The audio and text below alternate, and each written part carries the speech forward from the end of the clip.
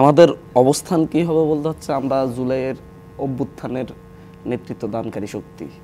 সচিবালয় আমলারা উপদেষ্টাদের কথা শুনছে না, পুলিশ বাহিনীর রিফরমেশন হয় নাই, খুনিরা এখনও পুলিশ বাহিনীতে আছে। এই যে আরও 15 দিন সময় বেঁধে দেওয়া হলো এবং এই 15 দিন পরে সরকার বলছে যে একটা ঐকমত্যের ভিত্তিতে তারা এই ঘোষণাপত্রের বিষয়টি করবেন। আপনারা 72-এর সংবিধান বাতিলের বিরোধিতা করেছিলেন, বেশ কয়েকটি দাবি ছিল সুস্পষ্টভাবে। সেগুলো যদি এই 15 দিন পর না থাকে তাহলে আপনাদের অবস্থান কি হবে সেই সম্পর্কে ভেবেছেন কিছু? দেখেন হচ্ছে আমাদের অবস্থান কি হবে বলতে হচ্ছে আমরা জুলাইয়ের অভ্যুত্থানের নেতৃত্ব দানকারী শক্তি। আমরা হচ্ছে আজ থেকে 1.5 মাস আগে আমরা বলেছিলাম যে হচ্ছে জুলাই প্রক্লেমেশন দিতে হবে। আমরা যখন হচ্ছে বলার পরে রাজনৈতিক দলগুলোর সাথে আমরা আলোচনা করেছি, তেমন একটা সাড়া পাইনি। সরকারের সাথে কথা বলেছি, তেমন একটা সাড়া পাইনি।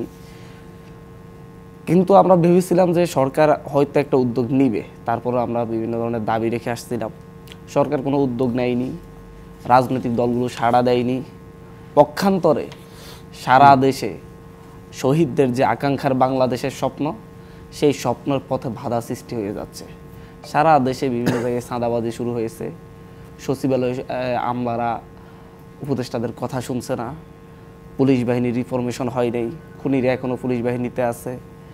বিভিন্ন বিষয়, এমনকি সংস্কার কমিশনের সংস্কারের প্রতিবাদে আমলারা সংবাদ সম্মেলন করে আলটিমেটাম দেয় সংস্কার কমিশনের প্রধানকে পদত্যাগের জন্যে। তো সব মিলিয়ে আমাদের কাছে মনে হয়েছে যে হচ্ছে জুলাই প্রক্লেমেশন না থাকার কারণে এরা এত সাহস পাচ্ছে। যে কোনো দিন তারা এই যে আজকে 5 মাসের মাথায় এসে সরকারের বিরুদ্ধে দাঁড়ানোর সাহস পাচ্ছে।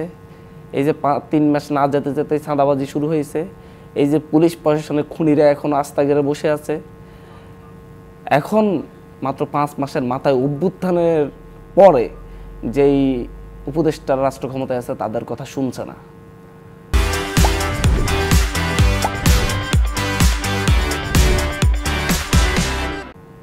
এর সব কিছুর ব্যাকলেশ আমরা একটা মিলাতে গিয়ে দেখেছি যে হচ্ছে দেশি বিদেশি একটা ষড়যন্ত্র, দেশের অভ্যন্তরীণ রাজনৈতিক হীনস্বার্থ এবং হচ্ছে বিদেশি শক্তির প্রভাবে মূলত 72-এর সংবিধানকে টিকিয়ে রেখে এবং হচ্ছে আপনার এই যে ফ্যাসিবাদী যে কাঠামো সেটাকে টিকিয়ে রেখেই শুধুমাত্র একটু মেকআপ করে দেওয়ার চেষ্টা করা হচ্ছে।